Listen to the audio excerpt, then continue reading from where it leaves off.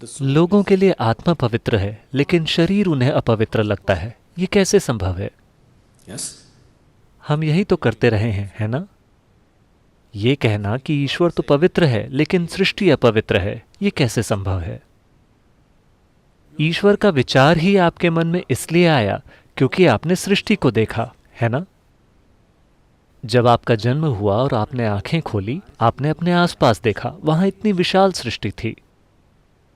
आपके यहां आने से पहले कितना कुछ हो चुका था। बेशक आपने तो ये सब नहीं रचा, इसलिए आपने सोचा कि इसका कोई ना कोई रचयिता होगा। इसी तरह आप सृष्टा तक पहुंचे, है ना? जिस पल आपने सोचा कि इसका कोई सृष्टा होगा, चूंकि आप एक इंसान हैं, इसलिए आपने सोचा कि वो एक बहुत बड़ा इंसान होगा। मेरे जैसा छोटा आदमी तो ये सब नहीं कर सकता, निश्चित रूप से वो एक बहुत बड़ा इंसान होगा। सिर्फ 2 हाथों से वो इतनी रचना कैसे कर सकता है? निश्चित रूप से उसके 8 हाथ होंगे। Isn't it? Isn't it so? अगर आप एक भैंसा होते तो आप सच में ये सोचते कि भगवान एक बहुत बड़ा भैंसा होगा। Isn't it so? Yes or no? आप जाकर किसी भैंसे से पूछकर देखिए, वो आपसे यही कहेगा कि भगवान एक बहुत बड़ा भैंसा है, शायद 4 सींग वाला। You know Idi Amin? आपने ईदी अमीन के बारे में सुना है, युगांडा वाला? ईदी अमीन ने ऐलान किया कि भगवान काले हैं। मैं उससे सहमत हूं। अगर गोरों के भगवान गोरे हो सकते हैं तो कालों के भगवान काले क्यों नहीं हो सकते?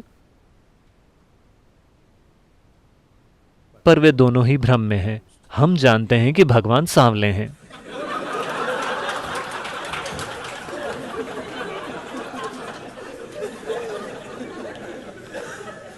क्योंकि वे खुद हमारे पास आए थे।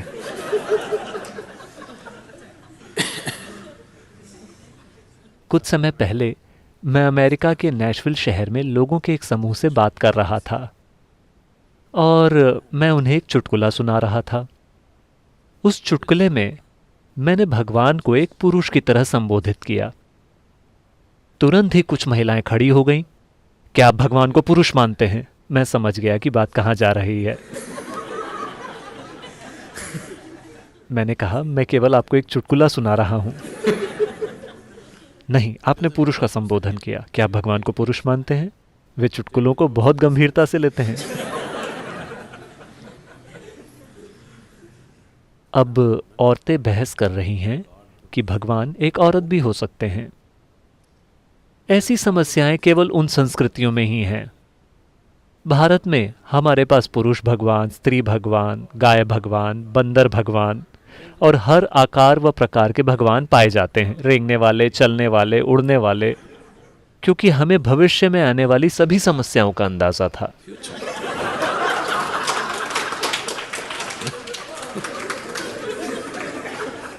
देखिए, इस ग्रह पर जब पुरुष सबसे शक्तिशाली बल था तो स्वाभाविक रूप से पुरुष ही भगवान था।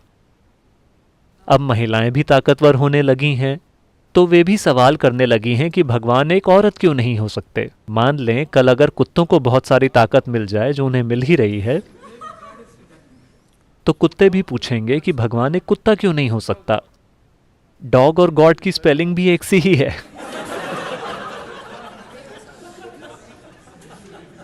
आपकी तुलना में वो ज्यादा करीब लगते हैं, है ना? भगवान के बारे में जो आपका विचार है वो केवल खुद का ही एक बढ़ा चढ़ाकर बनाया गया संस्करण है ना? भगवान के बारे में आपकी सोच केवल खुद को बढ़ा चढ़ाकर बनाई गई है।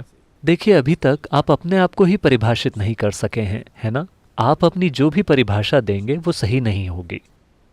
किसी भी प्रकार की परिभाषा काफी नहीं है पूरी तरह से इस जीव का वर्णन करने के लिए। जब सृष्टि का ये छोटा सा टुकड़ा ऐसा है तो सृष्टि के स्रोत को आप कैसे परिभाषित कर सकते हैं? आप इसे न तो परिभाषित कर सकते हैं, ना ही इसे समझ सकते हैं। आप केवल इसमें विलीन हो सकते हैं। आप इसका अनुभव कर सकते हैं। आप इसे कभी जान नहीं सकते। आप इसे ज्ञान नहीं बना सकते। whatever you know, आपको ईश्वर के बारे में जो भी ज्ञान है वो पूरी तरह बकवास है, सांस्कृतिक बकवास। जिस भी तरह की संस्कृति में आप हैं, आपका ईश्वर भी उसी तरह का होता है ना? इसका केवल अनुभव किया जा सकता है। अनुभव का अर्थ ये नहीं है कि आप इसे खा सकते हैं या आप इसे समझ सकते हैं, नहीं, आप बस इसमें विलीन होकर ही इसे अनुभव कर सकते हैं और कोई तरीका नहीं है। इसलिए हम केवल विलीन होने के उपाय तलाश रहे हैं ताकि हम उसे अनुभव कर सकें जो हमसे कहीं ज्यादा विशाल है। ourselves.